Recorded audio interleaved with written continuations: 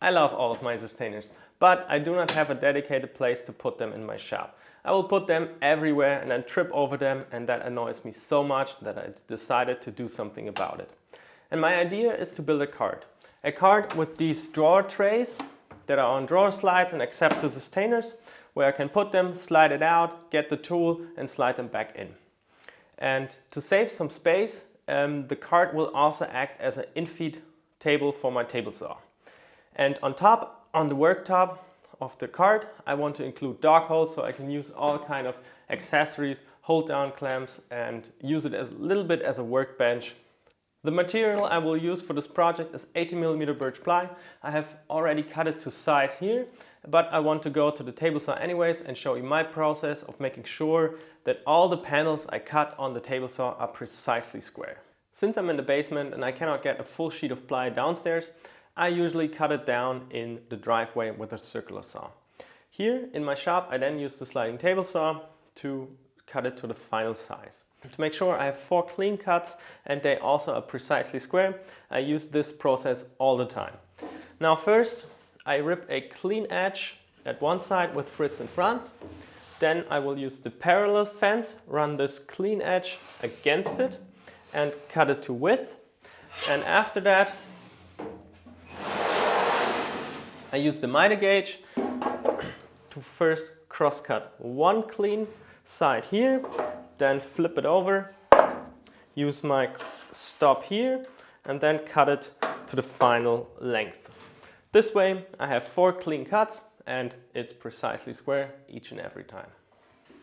For the joinery here I will use the domino with the extension wings, and if you have already a domino or if you're in the market to buy a domino, I highly recommend you check out my other video as well, where I share my 5 favorite tricks to make the domino faster and more efficient. I think you will like it as well. Now, let's make some holes and then put it together.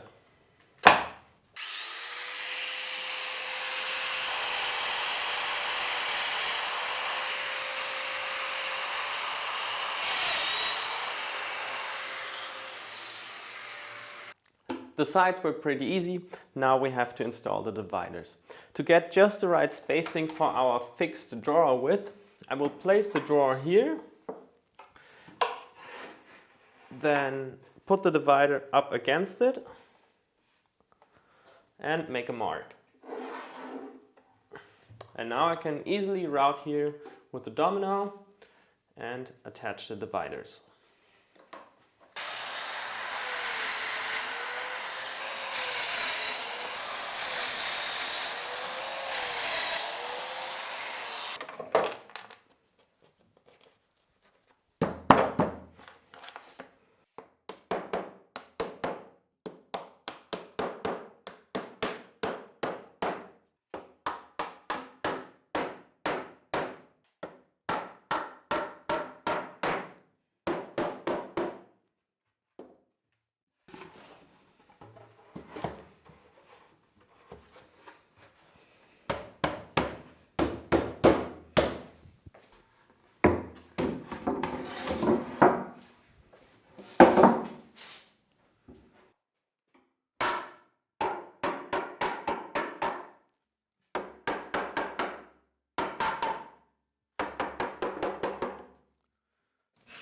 Two more things are now missing. A back panel here and a top. For the top, as I said, I want to have the dog hole layout, and then I can also use the track saw on it for bigger pieces, and I want the top to be replaceable so I can cut into it and I don't have to worry about messing it up.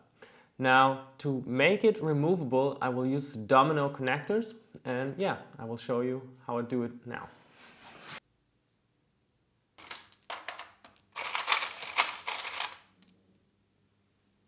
When I first used the domino connectors, I was surprised how easy they are to use. Basically, you make your standard domino holes in 8mm, then use this drill template, make another hole, and then you can pretty much join them together with just a hex key. Now, these holes are in the uprights and they are a little bit deeper than in the top itself. Here they are 28mm and in the top they're only 15mm. Now here we do need this additional hole. Therefore, I use this drill template, put it into the domino hole, push the stop against it, and then I can now make my hole.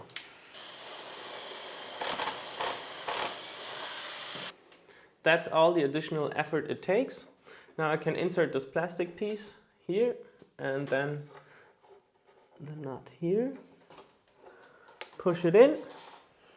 The counterpart gets this piece. I can just simply slide it in, push it in all the way, and then screw in this pin.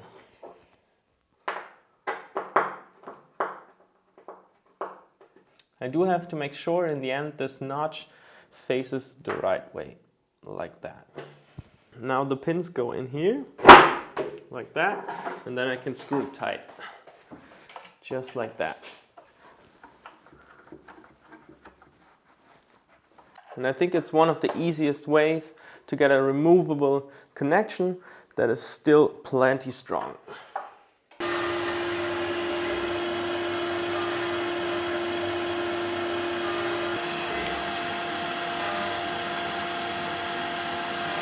Okay, I might have used the CNC to make all the holes, but you can totally do it by laying it out carefully with a square and a ruler, and then just use a Forstner bit to drill them. I also want to show you something I messed up with the CNC. Using the CNC doesn't mean you cannot mess it up, as you will see here. Here I have a lot of tear out from the router bit, and I will explain you why. Now here I have a compression bit. That means the flute is going in this direction, an upwards cut, and here a downwards cut. That means when the bit is completely through the plywood, you have the bottom part is cutting up and doesn't make chip out there, and the top part is cutting down and doesn't make chip out there. As you can see in the holes, they're very clean on both sides. But when I do not make a full pass here, the compression part of the bit still has to be buried. In this case, it's a 6mm compression tip, and I have to make a cut of at least 6mm. Here I only made 5mm, and that ended up with a tear out here because it was still the upwards cutting part of the bit was touching here. Now this was stupid, but that happens. Now the dog holes look pretty slick. Now I have to knock off the edges on the holes, so my hold fast and everything I will use on the dog holes won't chip out or get caught on an edge. I will use a router for it, and I wished I've done it on the CNC already, but yeah, a bunch of holes, let's go.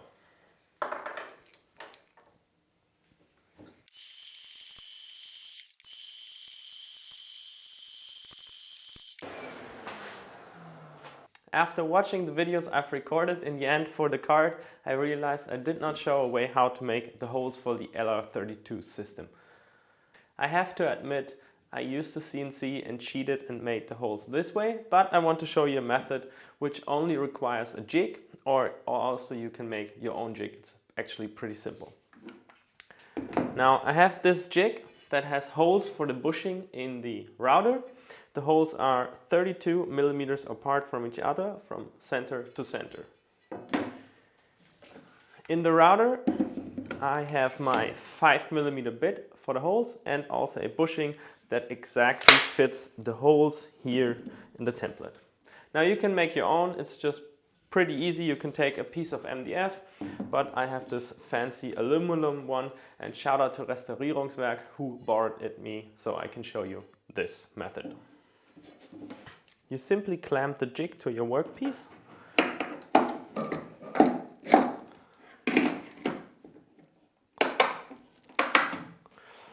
And then with the router limited to the depth of cut you need, you just plunge in the holes.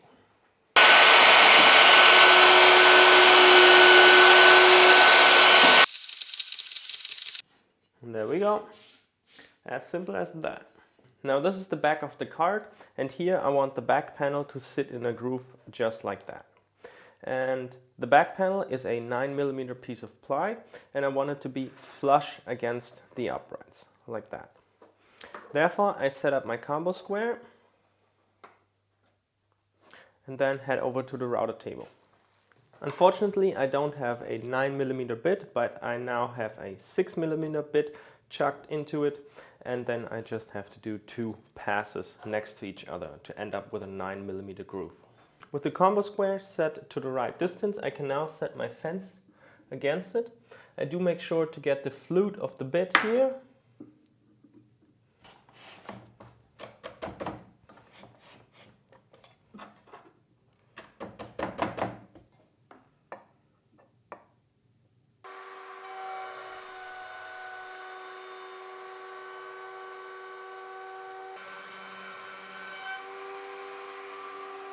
Okay, that was the first pass, granted with a 6mm bit, cutting 10mm in depth in one pass is a little bit much, but it worked fine.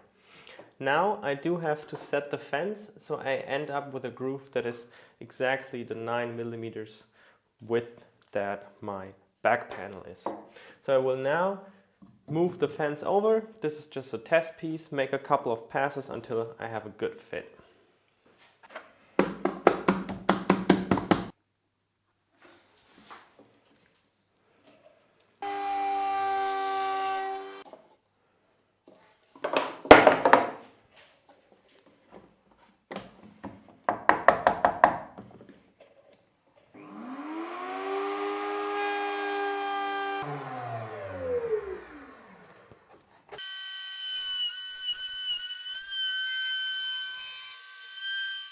To make the assembly a little bit easier here, I just knock off the corners of the groove with my block plane, and I will do the same to the back panel so it just slides in more easily. Glue up!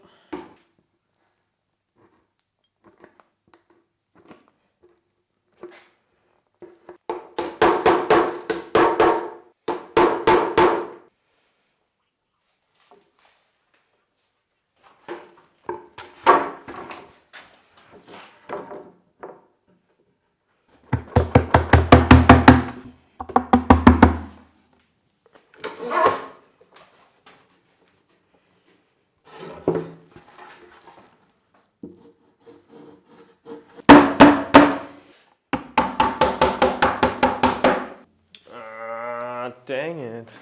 How to get the panel in?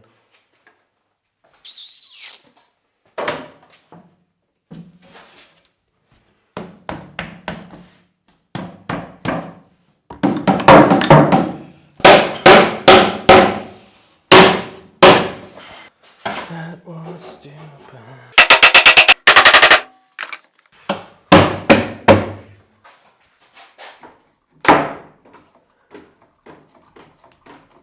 Wow, that glue up was quite something. I'm pretty happy it's over. Now the next steps is attaching the vertical table, which will simply be just screwed against it here, and then also finish it. For the finished, I will keep it simple.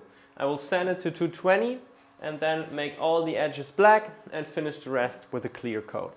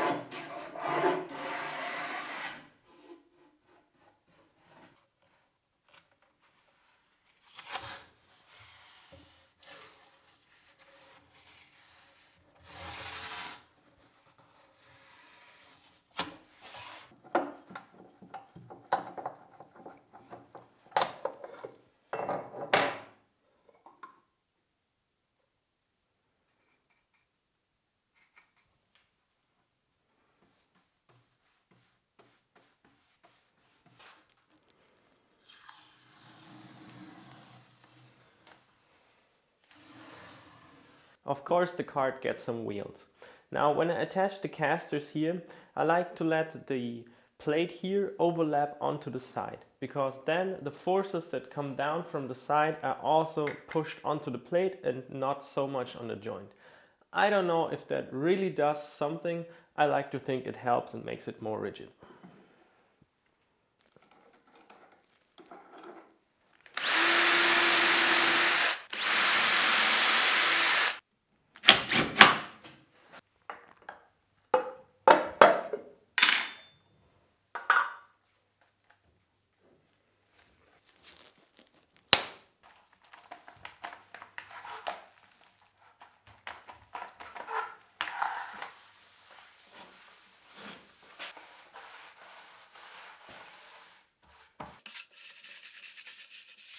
Installing the slides now is pretty easy. I removed the slide from the drawer box like that, and then I can use the holes here to mount it. Underneath the drawer there's also this little plastic thing that makes sure it doesn't slide out on accident, and you can use this handle to slide it out.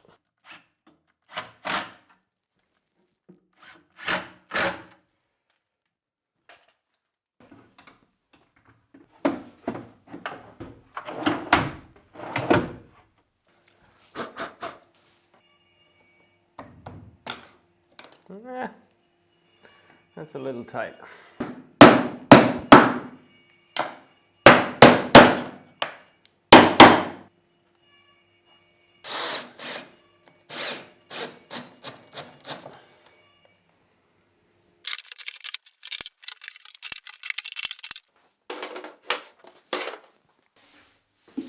Here it is. What do you think? For me, I'm pretty happy how it turned out. I really like that my Systainers now are stored neatly here. I can pull them out if I need something and then put them back in. And basically this cart is like a workbench. I mean, you have the 20mm dog holes here. I can use all the accessories like the bench dogs and the stops. And then clamp my workpiece tight.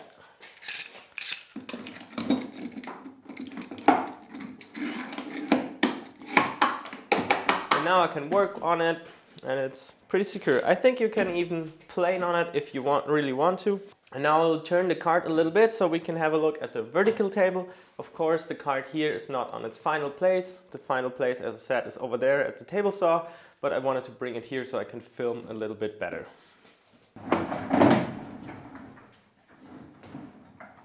Here on the vertical table I can also insert my dogs to hold a workpiece, and here on the C-tracks these clamps fit in and they secure my workpiece upright.